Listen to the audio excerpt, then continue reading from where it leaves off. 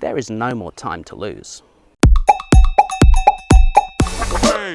For 2 action-packed weeks in November, all eyes will be on Glasgow for one of the most important conferences of our lifetimes. Now, you might already have heard a bit about COP26.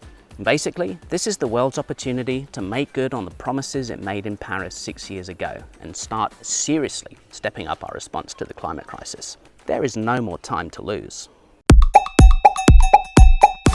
COP refers to the Conference of the Parties to the United Nations Framework Convention on Climate Change, the foundation on which international cooperation on tackling the climate crisis has been built. Basically, COP26 will be a 2-week-long series of negotiations, beginning with a summit of world leaders and ending, we hope, with decisions that will mark the start of a new and exciting phase of global cooperation on climate change.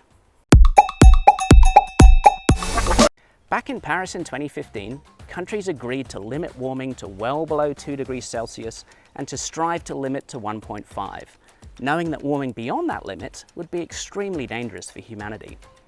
But the Paris Agreement leaves it up to individual countries to set their own contributions towards that shared goal.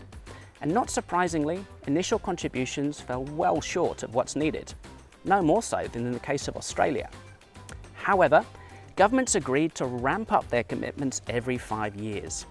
It's now all about strengthening emissions reduction targets for 2030 and ensuring we dramatically accelerate the pace of action through the 2020s.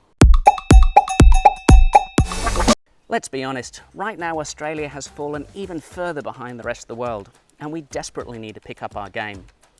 Almost all the world's wealthy nations have now significantly strengthened their 2030 emissions reduction targets ahead of Glasgow. Our allies and trading partners are now all in the race to move beyond fossil fuels and build the clean economies of the future.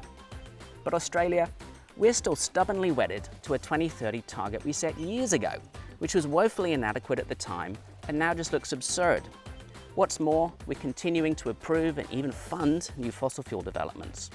It's madness, and we've got to do better.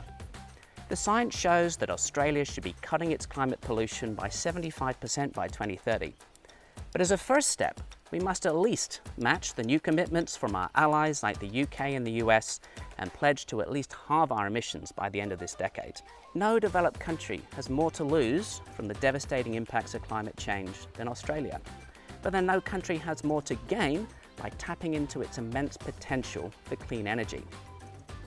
We'll be on the ground in Glasgow, bringing you all the latest developments, and together, let's do everything we can to make sure Australia thinks beyond just doing its bits and starts thinking about doing its very best.